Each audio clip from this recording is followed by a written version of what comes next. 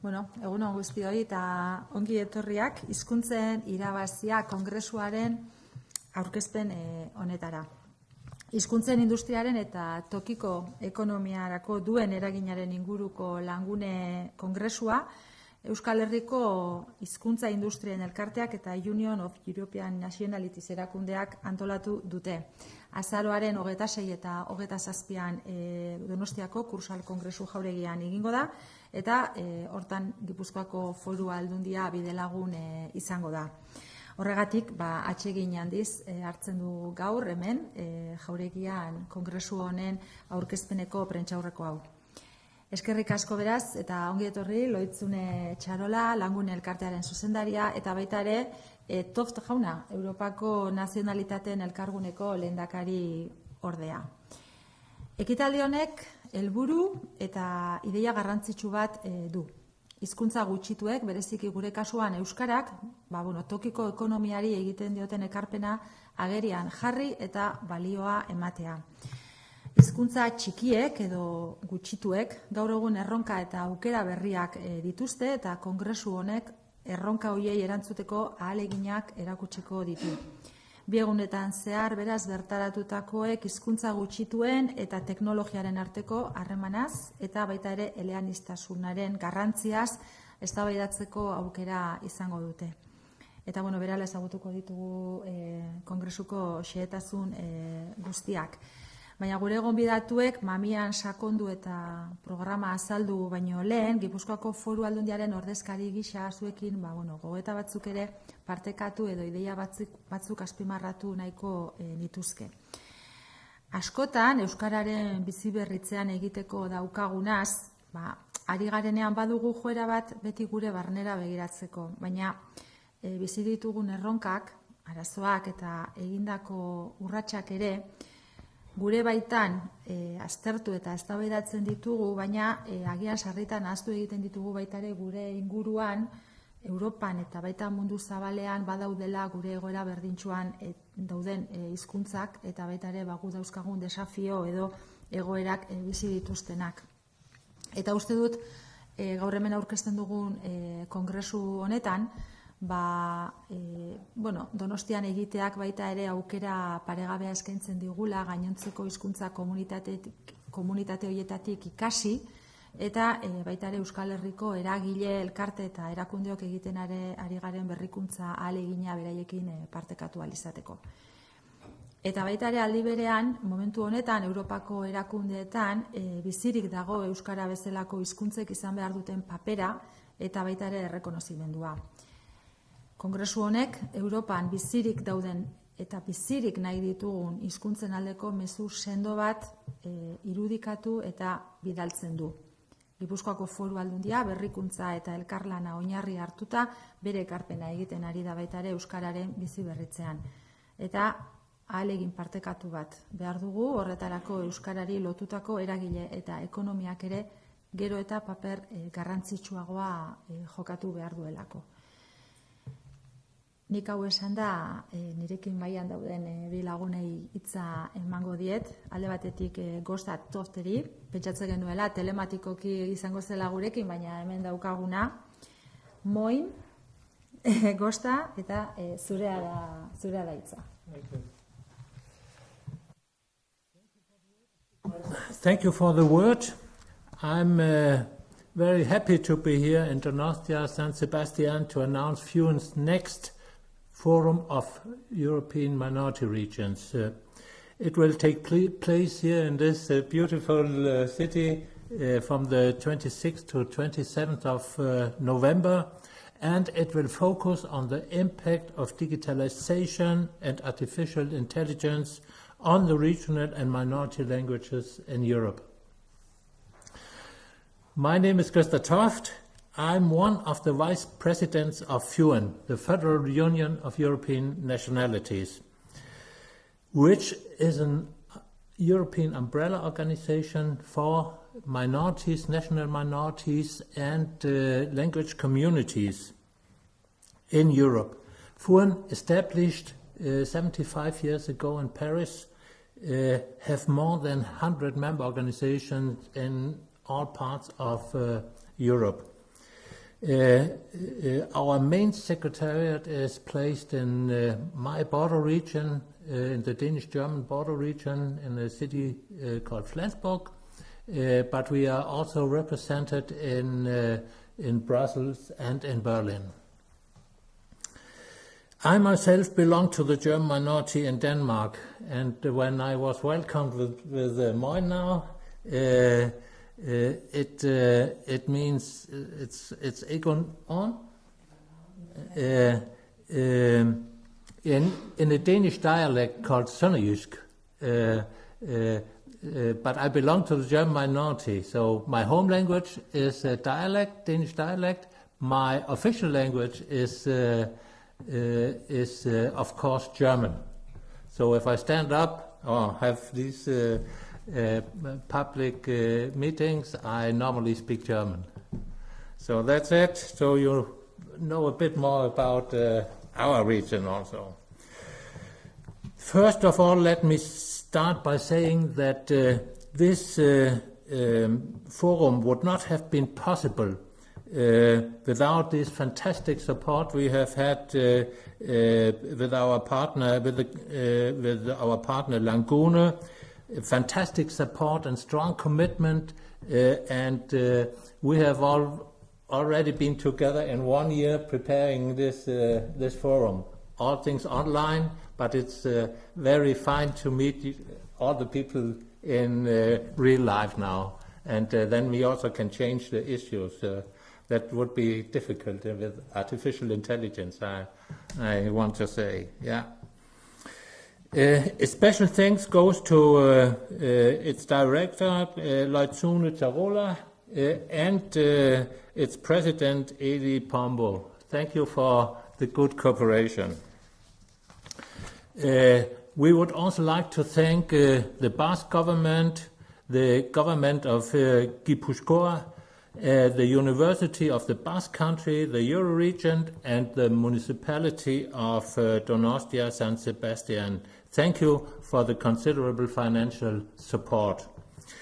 A Europe of region was the idea of the European Commission under its former President Jacques Delors. You may know the name. The aim was to promote the regions in the EU member states and support them in their regional autonomy.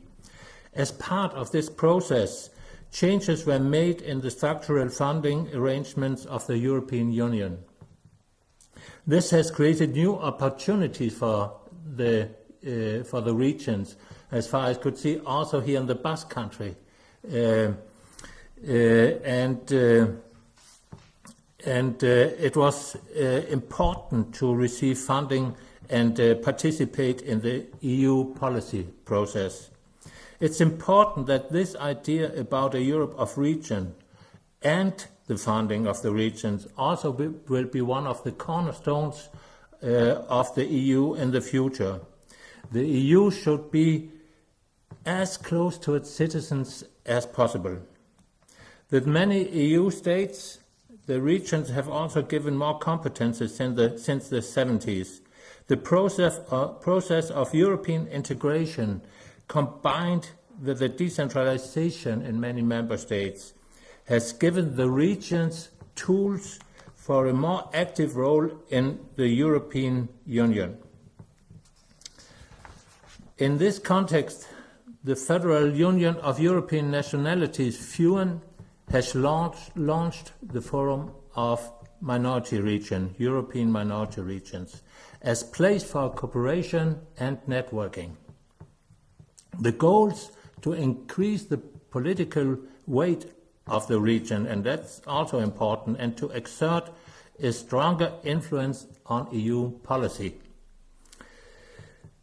In addition, the forum offers a space for exchange and analysis of the status quo with regard to the minority rights.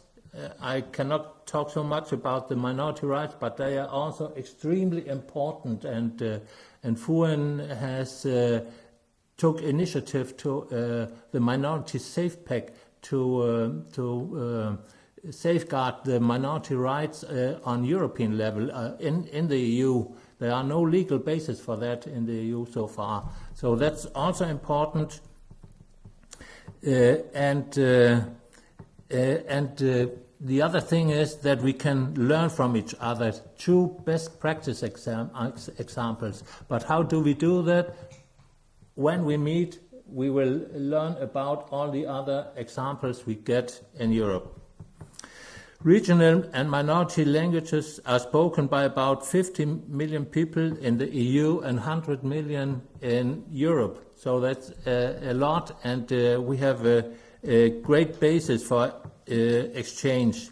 It is precisely those regions where autonomous national minorities and language communities live that strengthen Europe. Europe's minority regions form bridges between the member states and play a decisive role in European integration. The first forum started as a side event to football, to a football event called Europeada. It's the European Championship for minority groups in whole of Europe, and we just had this championship in our border region with teams from all over Europe. Yes, and the forum is a side event of it, and I hope it will be as successful as your team was yesterday in the game against Barca. So they could have won higher, as far as I can see. But football can have a good impact on exchange also, and for understanding the differences of the minorities. Yes, this was the first event was 2016 in South Tyrol in general about the regional development. I will just change a bit. Last year's forum was held in Opole and Katowice in Poland, and the theme of the 7th forum in 23 was minority languages and the labor market. You know, the labor market is really important in that connection, because mobility and language competences are so important if you are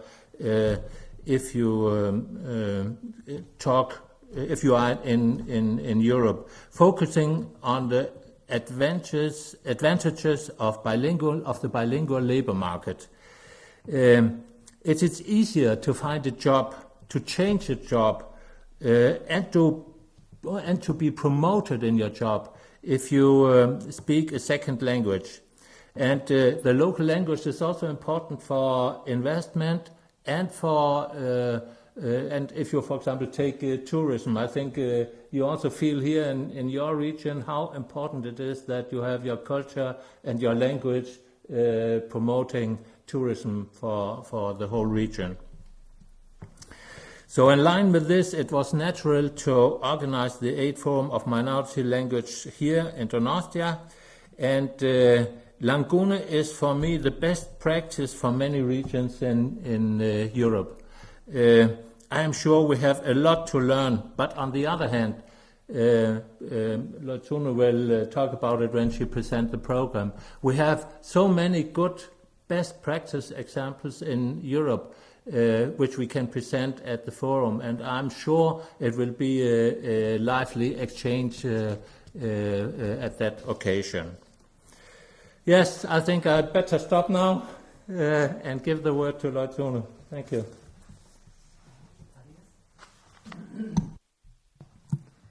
Thank you very much, Costa. Eskerrik asko. Irunek esan duen bezala, forum hau hasi genuen sinistuta gaudelako euskerak gure ekonomiari ekarpen handia egiten diola. Eta sinistuta gaudelako gainera gaur egun adimen artifizialaren estandarekin eta inglesaren hegemonia hor egonda, beharrezkoa dela guk gure lana egitea eta ondo egitea euskera garatzeko adimen artifizialean. Eta horrek ekonomiari eragiten diola. Egitaraua azalduko dizuet, hori baita nire papera, eta ikusiko duzute, Europatik hainbat adibide ekarri ditugu, eta hainbat hizkuntza gutxitu ekarri ditugu gurekin egotea Donostian. De hecho, mapa dugu ikusteko. Orduan, azaroak 26 eta 27 izango da, 26an hasiko da antolatzaileen ongi etorri batekin, eta gero Europar Batzordeko hizkuntza eleaniztasun arduraduna etorriko da, eta esplikatuko digu Europan hizkuntza ezberdinek ze egoeratan dauden. Azalduko digu Europako zenbakiak emango dizkigu, ez bakarrik hizkuntza gutxituak, besteak ere bai, eta inglesaren hegemonia kontutan izanik ze egoeratan dagoen hizkuntza bakoitza, eta ze politika jarri dituen martxan Europar Batasunak beste hizkuntzak laguntzeko. Gero unibertsitateko panel bat dugu, hizkuntzaren industrien balio erantzia, hor EHUko hitz zentroko zuzendaritzako kide bat eukiko dugu, Itziar Aldabe, eta berekin batera Irlandeseko unibertsitateko kide bat, Galiziako hizkuntza institutuko aholkulari bat, eta Tirol hegoaldeko Innsbruckeko unibertsitateko ladineko ikerlari bat. Ladinoa ikusten duzute hor, mapan ikusten duzute nik esaten dudan bitartean. Gero duela 2 urte Espainiar gobernuak adimen artifiziala garatzeko hizkuntza ezberdinetan plan bat jarri zuen martxan, eta Espainiar gobernutik etorriko dira aurra azaltzea, eta aplikazioa nola egin duten bai valentzianoan, bai katalaneran, bai galegoan, eta baita euskeran noski. Gero adibide bat jarriko dugu, nun hizkuntza gutxitu ezberdinak lankidetzaren bidez beraien adimen artifiziala sustatu dute. Hizkuntza gutxitu guztiek ez dugu egoera berdina, eta euskera garatzen da asko, eta baditu laguntza batzuk gobernutik, baina Okzitaniera adibidez gehiago kostatu zaio, frantses gobernuak laguntza gutxiago ematen dituelako, eta hizkuntza gutxietuak ez dituelako hain ondo tratatzen. Orduan, euskeratik Okzitaniera, Aragoiera eta bar lagundu dira Euroeskualdeko proiektu baten barruan. Eta hor eukiko ditugun magiegi, Euroeskualdeko herritartasun proiektuen kudeatzailea, Itziar Kortes, Eluiar hizkuntza eta teknologia unitateko koordinatzailea, Benazet Daceas dela Lo Congres de la Lengua Okzitanieraren erakundeko zuzendaria, eta horretaz gain ikusiko dugu ere kasu berezi bat, dela Alexander Julius Gerpelearena, da 17 urteko haur bat, ikusita bere amak arrumanoa hitz egiten arazoak zituela, 17 urterekin eta informatikari baten laguntzarekin egin du itzultzaile neuronal bat arrumanotik rumanora. Eta kuriosoa iduritu zaigu, eta uste dugu horrelako jendea merezi dula honea etortzea eta esplikatzea egin duen. Gero hitzartze instituzionala izango dugu, bertan babesle instituzionalak parte hartuko dute, Eider Mendoza Gipuzkoako Foru Aldunditik, Imanol Pradales Eusko Jaurlaritzatik, eta Eneko Goia Donostiako alkatea. Arratsaldean eleaniztasunak interneten dituen ondorioak ikusiko ditugu, eta hor bi kasu ezberdin eukiko ditugu, batetik eukiko ditugu hizkuntza gutxitu eta txikiak. Hau da, hizkuntzak ez direnak herri ez ofizialetako hizkuntzak, euskera bezala, edo sorabierra, edo katalana, eta beste alde batetik horri hau ez dago eskuragarri hizkuntza honetan. Hemen kasua ezberdina da pixkat, ze hemen dira beraien herrian handiak izan arren, adibidez alemana edo errusiera, eskualde horretan txikiak diren hizkuntzen adibideak. Batzuetan, Elisabete Kripkoak esplikatuko digun bezala, Letonian adibidez, kartzela zigorra jaso daiteke Rusiarraz webgune bat egiteagatik. Orduan, horiek ere beraien hitza edukiko dute hor, eta gero ikerketatik aplikaziora dagoen baliokatea azalduko digute Euskal Herrian funtzionatzen dugun moduan. Hau da, ekonomilari bat etorriko zaigu esatea zehatz gutxi gora bera ze zenbaki ematen dituen euskeraren industriak, eta emunek esplikatuko digu, Amaia Baldak emunetik esplikatuko digu zein den gehi ikerketaren ondorioa, gehi ikerketak aztertu du euskera planak ze enpresei eman dien etekinak, eta Eli Ponbok esplikatuko digu aplikazioa nola aplikatzen den ikerketa guzti hori gero teknologikoki. Eta bigarren egunean hasiko gera pizgarri fiskalak aztertzen.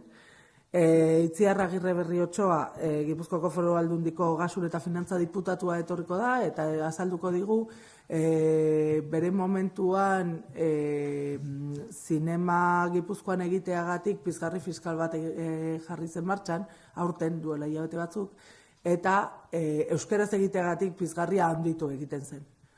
Orduan, ze pizgarri fiskal egin daitezken euskera sustatzeko. Eta gero, euskerazko musikaren industriaren onurak euskal ekonomiak. Euskadi rock and rollak ez du inoiz dirurik emanen, edo bai. Ikusten ari gera azken boladan, Bek, Miribilla eta olako areto handi erraldoiak betetzen direla eta kontzertu bat baino gehiago egin behar dutela euskeraz darabilten abeslariak. Hor, hainbat ekonomia mugitzen da. Tabernak, Bek, hori aztertzera goaz. Ze diru ekartzen du. Eta hortarako Olatz Salvador eukiko dugu, kantautorea eta musikaria. Eta gero entretenimendu eta kulturarekin jarraituz, entretenimendu industriaren digitalizazioa hizkuntza gutxietan. Gure aurrek euskeraz ikastea nahi badugu, edo gure hizkuntzetan ikastea nahi badugu, hortan jolastea garrantzitsua da. Orduan, bideo jokoak, interneteko jokoak euskeraz eta beste hizkuntzetan sustatu behar dira. Hortarako, eukiko dugu Luischo Fernández, Kodesintasetik, George Habner da ekonomian doktorea eta sortbierazko jokoak bultzatu ditu, joko digitalak, eta Adam Edwards da egunean behin eta beste hainbat joko galesez bultzatu dituen enpresako kidea. Eta, bukatzeko ikusentzunezkoan, hau aurreko teoria berdinean doa, azkenean bakarrik laneko hizkuntza bada, edo bakarrik ikastolako hizkuntza bada ez goaz oso urrun, orduan behar dugu ere bai ikusentzunezkoa euskeraz. Orduan, beste begirada bat jarriko diogu ikusentzunezko horri, eta da itzulpen automatikoek eta gaur egun adimen artifizialak nola laguntzen duen itzulpen horiek egiten. Eta ikusentzunezkoan, zuzeneko itzulpena, azpititulazioa, edota audiolibruak euskaraz egitea. Eta, kongresuaren laburpena egingo da gero, ondorioak, eta itxiera instituzionala Eusko Jaurlaritzako industria, trantsizio energetiko eta jasangarritasuneko sailburuak egingo du. Eta horrekin eskertuko dugu oneraino etorri diren eragile guztiak. Eta eskertu nahi dugu Gipuzkoako Foru Aldundia noski hilabete hauetan bidelagun izateagatik, ez bakarrik ekonomikoki, baita pertsonalki ere, hizkuntza berdintasuneko zuzendaritza, eta Eusko Jaurlaritza, Donostiko Udala, Euroeskualdea, Badalab eta EITB guztiei hau antolatzen laguntzegatik. Mila esker.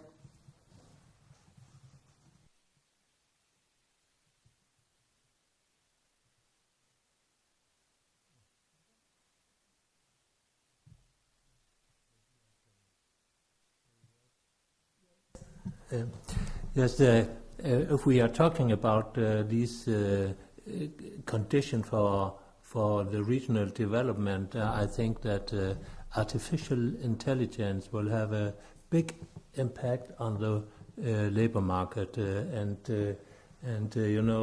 Last forum was about this labor market. If you are bilingual, you get a premium for your competences. You get a higher salary. But at the same time, we will realize that artificial intelligence will change this situation. Many of the jobs will change their content, and that's why it's so important to be in front in this service sector. And at the same time, it will be a very clear development where GDP will raise because of artificial intelligence, and these structural changes and the general development make it so important to be part of it. And that's also the reason why we are thankful to be here in your region, because I feel you really are in front here, and that's an important factor for us. Thank you.